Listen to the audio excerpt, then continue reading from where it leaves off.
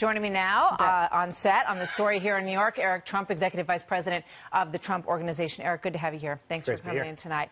Let's go through these one by one. What's your reaction to the news that John Durham has asked to expand his investigation? He needs more agents.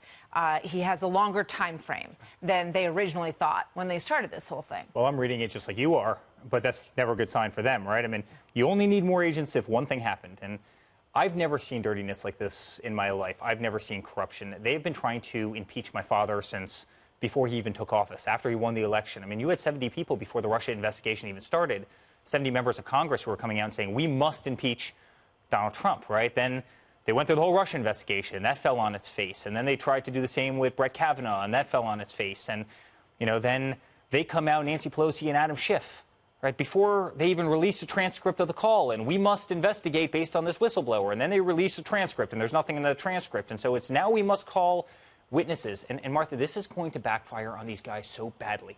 Because you know what? If they don't impeach, this whole thing's been a sham. And if they do impeach, then guess what? They get to call every single person. They get to call Joe Biden. They get to call Hunter Biden. They get to call Rudy Giuliani. And they get to call the Ukrainian prosecutor. And they get to call every other person who's involved in this rampant corruption that's nonsense. The Democrats know they can't win in 2020. Right? I mean, you see that with our fundraising numbers. You'll see it, on Thursday in Minneapolis when there's 50,000 people in an arena. They know that they can't win. They've already, through this whole hoax, knocked out their number one candidate, which was Joe Biden. I mean, they've literally taken out their front runner. I mean, it's interesting because obviously Nancy Pelosi's political instincts were against going down this road for a very long time. And it appears that she got, sort of nudged in that direction. And now she, sort of has this thing that she has to decide what to do with. And I think it's perfectly reasonable. You saw the letter from the White House that the White House is saying at this point that unless you have a vote and you have an official impeachment inquiry, the precedent is set for that. In the Clinton situation, also in the Nixon situation, you can't expect us to. You can't just give us a letter and expect us to send our people in. It wouldn't be doing justice. And they know their individuals. people are going to be cross-examined. Yeah, they know absolutely. their people are going to be put on the stand. And by the way, that's where the fraud is perpetrated. It's been perpetrated for years. How about, by the way, why doesn't Joe Biden release every single call he ever had with the president of the Ukraine or the vice president of the Ukraine or any prosecutor? Well, the precedent has been set for that to be requested. That's for sure. And I think that at this point, I think that should come out. I mean, this corruption in D.C. is unbelievable. And again, my father said, we have the greatest economy in the history of this country. Our country is doing phenomenally well. The Democrats are trying to do everything that they can to distract against the fact that we have 3.5% unemployment, the lowest unemployment in the history of this nation. He's done an unbelievable job, Martha. And this is I keep on calling it, it's an absolute clown show. This is a clown show because they know that they don't have any people left to run against my father in 2020. They know they're going to lose. Nancy Pelosi jumped the gun. She doesn't know what to do at this point. They're floundering in the wind. And honestly, I think if they keep this up, I think it's guaranteeing my father re-election. The fundraising numbers we have coming in right now are out of control. We've seen them, and we've been reporting those numbers as well. Just a couple other things on these items that just broke tonight, Eric. So Robert Mueller said, we showed that on the way in. He testified that he was not interviewing for that position. Now you've got this contradictory report that says he was, and that Rod Rosenstein had spoken to him the day before he went in to speak to your father. He says he was talking to him sort of about the parameters of the job and giving advice on finding someone. But Rosenstein said, according to this report, he talked to him the day before about becoming special counsel. So on the one hand, he's interviewing for a new job. On the other hand, he's, if that doesn't work out, he's going to investigate the same person that he's talking to about the job. Goes back to that corruption. And again, I've never seen anything like it. And by the way, if that was a Democrat, if that was a Republican sitting in his spot, Mueller's spot, that's called perjury. They'd be going after the person. They would be trying to throw them in jail because they lied in front of Congress and they did this. And you know what? I guarantee you, they never even speak of it. Again, after this show, they'll probably never even talk about it. If that was me sitting in that chair, you don't think I would be perjured for lying to Congress? This isn't exactly a small fact. Were you or were you not interviewing for the head of the FBI? Right? They got that answer. He got that answer wrong. Could you imagine if that was me, Martha? Could you imagine if I was Hunter Biden and I took $1.5 billion from the Chinese? Could you imagine if I got $50,000 a month from a Ukrainian gas company? You know what else is going to come out, which I find is really interesting? Pelosi's son. He's also on the board of a gas company that did a tremendous amount of business in the Ukraine. Why isn't anything coming out about that? It seems to me that all these Democratic kids are on the boards of all these gas companies. which is really interesting because if you look at the U.S., they won't let us drill for oil and gas in New York. They won't let us do it in Pennsylvania, meaning they try and stop it every turn. So it's okay to drill for oil and gas in the Ukraine. It's okay for kids to sit on boards of Ukrainian companies.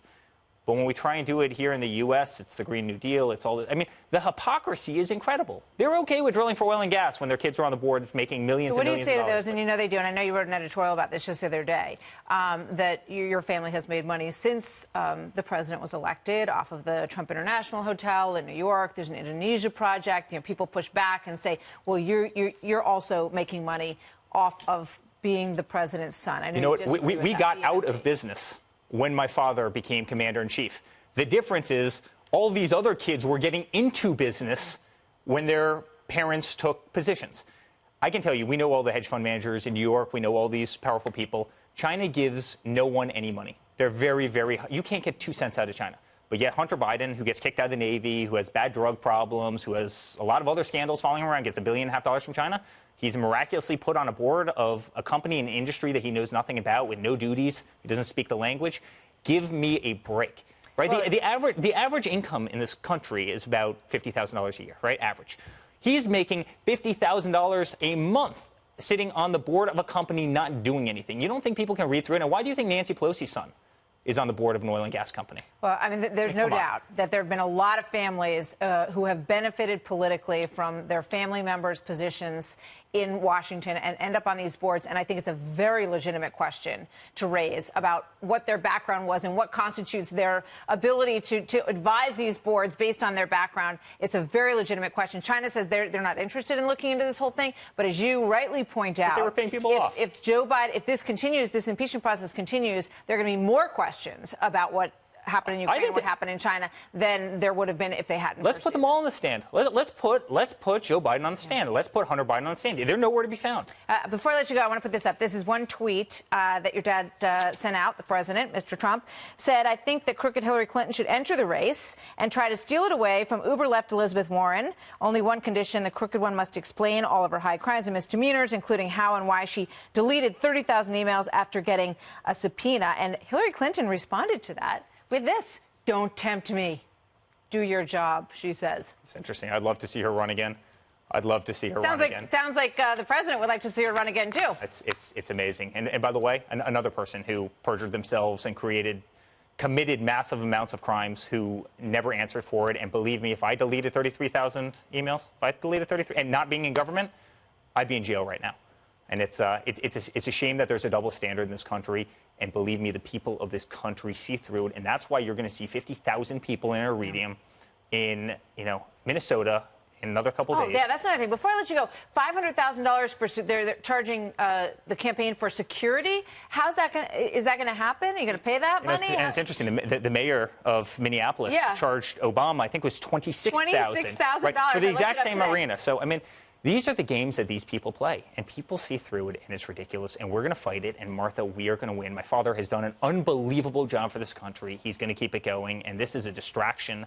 We're going to win this thing again, and the American people are going to speak, and this is just a pure act of desperation, to say the least. We'll be watching. Eric Trump, always good to see you here. Thank you very much for coming. Nice to talk to you tonight.